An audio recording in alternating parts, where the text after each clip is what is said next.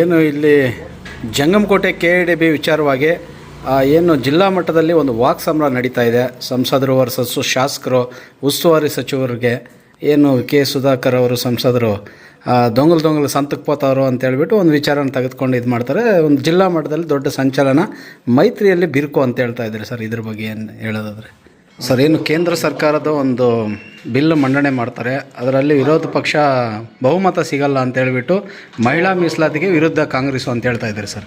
ಕರಗದಮ್ಮ ದೇವಾಲಯಕ್ಕೆ ಭೇಟಿ, ಕಾಂಗ್ರೆಸ್ ಮುಖಂಡ ಪುಟ್ಟು ಅಂಜನಪ್ಪ ವಿಶೇಷ ಪೂಜೆ. ಶಿಡ್ಲಘಟ್ಟ ನಗರದ ಪ್ರಸಿದ್ಧ ಕರಗದಮ್ಮ ಕರಗ ಮಹೋತ್ಸವಕ್ಕೆ ಹಾಜರಾಗಲು ಸಾಧ್ಯವಾಗದ ಹಿನ್ನೆಲೆಯಲ್ಲಿ ಕಾಂಗ್ರೆಸ್ ಮುಖಂಡ ಪುಟ್ಟು ಅಂಜನಪ್ಪ ಇಂದು ಕರಗದಮ್ಮ ದೇವಾಲಯಕ್ಕೆ ಭೇಟಿ ನೀಡಿ ತಾಯಿ ಕರಗದಮ್ಮ ದೇವರಿಗೆ ವಿಶೇಷ ಪೂಜೆ ಸಲ್ಲಿಸಿದರು.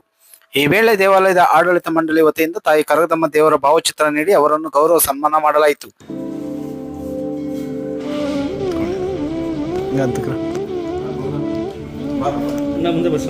ದಾವಣಗೆರೆ ಚುನಾವಣೆ ಬೈ ಎಲೆಕ್ಷನ್ಗೆ ಯಾವ ಥರ ಇತ್ತು ಸರ್ ಅಲ್ಲಿನ ಒಂದು ಪಲ್ಸು?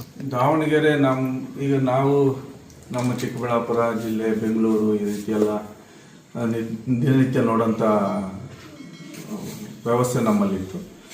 ಈಗ ನಾವು ದಾವಣಗೆರೆಗೆ ಹೋದಾಗ ಅಲ್ಲೊಂದು ಹೊಸ ಅನುಭವ, ಅಲ್ಲಿನ ಅಭಿವೃದ್ಧಿ, ಅಲ್ಲಿನ ಮುಖಂಡರ ಒಂದು ಕಾರ್ಯವೈಖರಿ, ಅಲ್ಲೆಲ್ಲ ಏನೆಲ್ಲ ಡೆವಲಪ್ಮೆಂಟ್ಸ್ ಆಗಿದೆ ಇವೆಲ್ಲವೂ ಸಹ ನೋಡಿದಾಗ ನಮಗೂ ಒಂದಷ್ಟು ಸ್ಫೂರ್ತಿ, ಅದ್ರ ಜೊತೆಗೆ ಪಕ್ಷನ ಕಟ್ಟಂಥ ಜವಾಬ್ದಾರಿ ಕೊಟ್ಟಿದ್ದು ಅದನ್ನು ಶಿಸ್ತು ವಹಿಸಿ ನಾವು ಕ್ರಮಬದ್ಧವಾಗಿ ನಮ್ಮ ಕೆಲಸನ ನಾವು ಮಾಡಿದ್ದೀವಿ.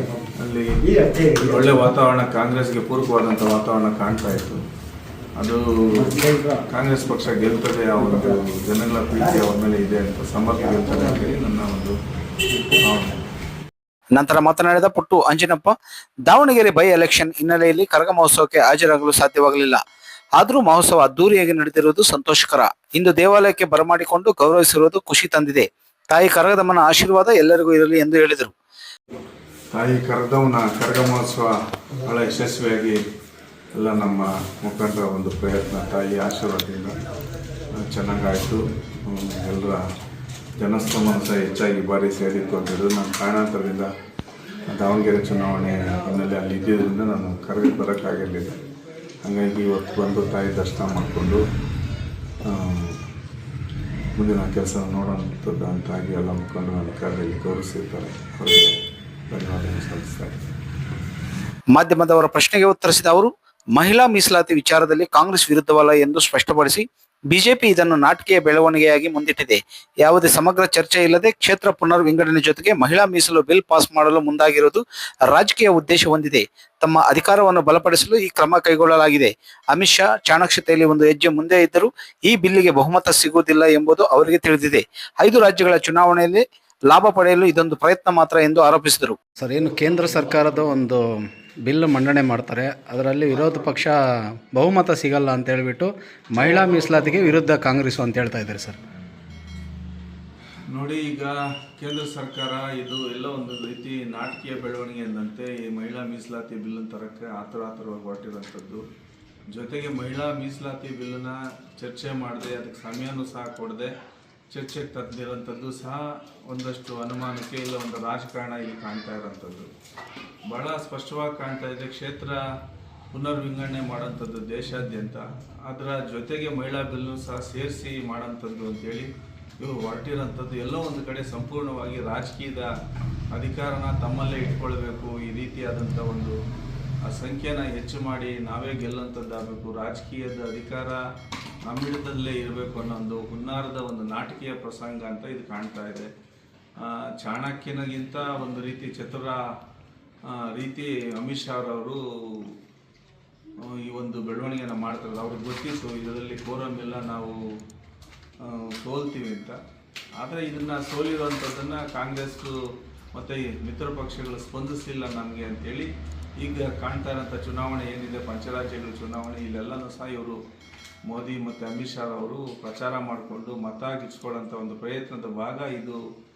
ಮಹಿಳಾ ಏನು ರಿಸರ್ವೇಷನ್ ಬಿಲ್ನ ತರಕ್ಕೆ ಕೊಟ್ಟಿರೋಂಥದ್ದು ರಾಜಕೀಯದ ಬೆಳೆ ಬೇಯಿಸ್ಕೊಳ್ಳೋದಕ್ಕೋಸ್ಕರ ಮಾಡಿರೋಂಥ ಪ್ರಯತ್ನ ಬಿಟ್ಟರೆ ಇದು ಮಹಿಳೆಯರ ಶಕ್ತಿ ಮತ್ತು ಅವರ ಸಬಲೀಕರಣಕ್ಕೆ ಮಾಡಿರೋಂಥ ಪ್ರಯತ್ನ ಅಲ್ಲ ಅಂತ ಸ್ಪಷ್ಟವಾಗಿ ಕಾಣ್ತಾ ಇದೆ. ಹಂಗಾಗಿ ಇವರ ಒಂದು ದುರುದ್ದೇಶಕ್ಕೆ ಜಯ ಆಗಿದೆ ಅಂತೇಳಿ ಕಾಂಗ್ರೆಸ್ನ ಮತ್ತು ಮಿತ್ರ ಪಕ್ಷಗಳೆಲ್ಲರೂ ಸಹ ಸದೃಢವಾಗಿ ನಿಂತಿರೋಂಥದ್ದು. ಇವರ ರಾಜಕೀಯದ ಉದ್ದೇಶ ನೆರವೇರಿಸ್ಕೊಳ್ಳೋಕ್ಕಾಗಿರೋಂಥದ್ದು ಅವರ ವೈಫಲ್ಯ ಕಾರಣ ಅಂತ ಎಲ್ಲರೂ ಸಹ ಭಾವಿಸುತ್ತೀವಿ. ಒಟ್ಟಾರೆ ಇದೇ ವೇಳೆ ಜಿಲ್ಲಾ ಉಸ್ತುವಾರಿ ಸಚಿವ ಎಂಸಿ ಸುಧಾಕರ್ ಅವರ ಕಾರ್ಯಗಳನ್ನು ಪ್ರಶಂಸಿಸಿದ ಅವರು, ಅವರ ಕೆಲಸಗಳು ಎಲ್ಲರಿಗೂ ಪ್ರೇರಣಾದಾಯಕವಾಗಿದೆ. ಕೆಐಎಡಿಬಿ ಸರ್ಕಾರದ ಮಟ್ಟದಲ್ಲಿರುವುದರಿಂದ ರೈತರಿಗೆ ಅನುಕೂಲವಾಗುವ ಕ್ರಮಗಳನ್ನು ಸರ್ಕಾರ ಕೈಗೊಳ್ಳಲಿದೆ ಎಂಬ ಭರವಸೆ ಇದೆ. ಜೊತೆಗೆ ಯುವಕರಿಗೆ ಈ ಭಾಗದಲ್ಲಿ ಉದ್ಯೋಗಾವಕಾಶಗಳು ಸಿಗಬೇಕು ಎಂಬುದು ನನ್ನ ಆಶಯ ಎಂದು ತಿಳಿಸಿದರು. ಸರ್, ಏನು ಇಲ್ಲಿ ಜಂಗಮಕೋಟೆ ಕೆಐಎಡಿಬಿ ವಿಚಾರವಾಗಿ ಏನು ಜಿಲ್ಲಾ ಮಟ್ಟದಲ್ಲಿ ಒಂದು ವಾಕ್ ಸಮರ ನಡೀತಾ ಇದೆ. ಸಂಸದರು ವರ್ಸಸ್ಸು ಶಾಸಕರು, ಉಸ್ತುವಾರಿ ಸಚಿವರಿಗೆ ಏನು ಕೆ ಸುಧಾಕರ್ ಅವರು ಸಂಸದರು ದೊಂಗಲು ಸಂತಕ್ಕೆ ಹೋತವರು ಅಂತ ಹೇಳ್ಬಿಟ್ಟು ಒಂದು ವಿಚಾರನ ತೆಗೆದುಕೊಂಡು ಇದು ಮಾಡ್ತಾರೆ. ಒಂದು ಜಿಲ್ಲಾ ಮಟ್ಟದಲ್ಲಿ ದೊಡ್ಡ ಸಂಚಲನ, ಮೈತ್ರಿಯಲ್ಲಿ ಬಿರುಕು ಅಂತ ಹೇಳ್ತಾ ಇದ್ದಾರೆ ಸರ್. ಇದ್ರ ಬಗ್ಗೆ ಏನು ಹೇಳೋದಾದ್ರೆ? ನೋಡಿ, ಜಿಲ್ಲಾ ಉಸ್ತುವಾರಿ ಸಚಿವರು ಎಂಸಿ ಸುಧಾಕರ್ ಅವರು ಒಬ್ಬ ದೂರದೃಷ್ಟಿಯ ನಾಯಕರು. ಭಾಳಷ್ಟು ಜವಾಬ್ದಾರಿ ಇಟ್ಕೊಂಡು ಒಂದು ನಮ್ಮ ಜಿಲ್ಲೆನ ಮುಂದೆ ಅಭಿವೃದ್ಧಿ ಪದ್ಧತಿ ತೊಗೊಂಡೋಗ್ತಾರಂತ ಒಂದು ಪ್ರಾಮಾಣಿಕ ಪ್ರಯತ್ನ ಮಾಡ್ತಾರಂಥದ್ದು ನಾವು ಕಣ್ಣಲ್ಲಿ ನೋಡ್ತಾ ಇದ್ದೀವಿ. ಅವ್ರು ಕೂರ್ಲಿ ನಿಲ್ಲಿ, ನಾವು ಎಷ್ಟೇ ಸಮಯ ಕಳೆದರೂ ಸಹ ಅವ್ರ ಬಾಯಲ್ಲಿ ಬರೋಂಥದ್ದು ಒಂದೇ ಅಭಿವೃದ್ಧಿ ಆಗೋಂಥದ್ದು ಮತ್ತು ಜನಗಳ ಬಗ್ಗೆ ಒಂದು ಅಪಾರವಾದ ಚಿಂತನೆ ಇಟ್ಕೊಳ್ಳೋಂಥದ್ದು ಮತ್ತು ಒಂದಷ್ಟು ತಪ್ಪುಗಳು ಕಂಡ್ರೆ ಬುದ್ಧಿ ಹೇಳಿ ಸರಿದಾರಿಗೆ ತೊಗೊಂಡೋಗುವಂಥ ವ್ಯಕ್ತಿತ್ವ ಇರೋಂಥ ಮನುಷ್ಯ. ಹಂಗಾಗಿ ಅವ್ರ ಜೊತೆ ಸಮಯ ಕಳೆಯುವಂಥದ್ದು ನಮಗೂ ಸಹ ಇಷ್ಟ. ಯಾಕಂದರೆ ಅಂಥವ್ರ ಜೊತೆ ಎಲ್ಲ ಅವ್ರ ಜೊತೆ ಬೆರೆತಾಗ ಕಲಿತಾಗ ನಮಗೆ ಸಾಕಷ್ಟು ನಾಲೆಜ್ ಬರ್ತದೆ. ಆ ರೀತಿಯಾದಂಥ ಒಂದು ಜವಾಬ್ದಾರಿ ಇದ್ದಂಥ ಮಂತ್ರಿಗಳು ನಮ್ಗೆ ಸಿಕ್ಕಿರೋದು ನಮ್ಮ ಸೌಭಾಗ್ಯ. ಅವರು ಮುಂದೆ ಭವಿಷ್ಯ ಸಾಕಷ್ಟು ನಮ್ಮ ಜಿಲ್ಲೆಗೆ ರೂಪಿಸ್ತಾರೆ ಅಂತೇಳಿ ನಾನು ಭಾವಿಸಿದ್ದೀನಿ. ಹಂಗಾಗಿ ಅವರು ಇನ್ನೊಂದಷ್ಟು ಹೆಚ್ಚು ಕೆಲಸ ಮಾಡಲಿ ಅಂತೇಳಿ ನಾನು ಭಾವಿಸ್ತೀನಿ.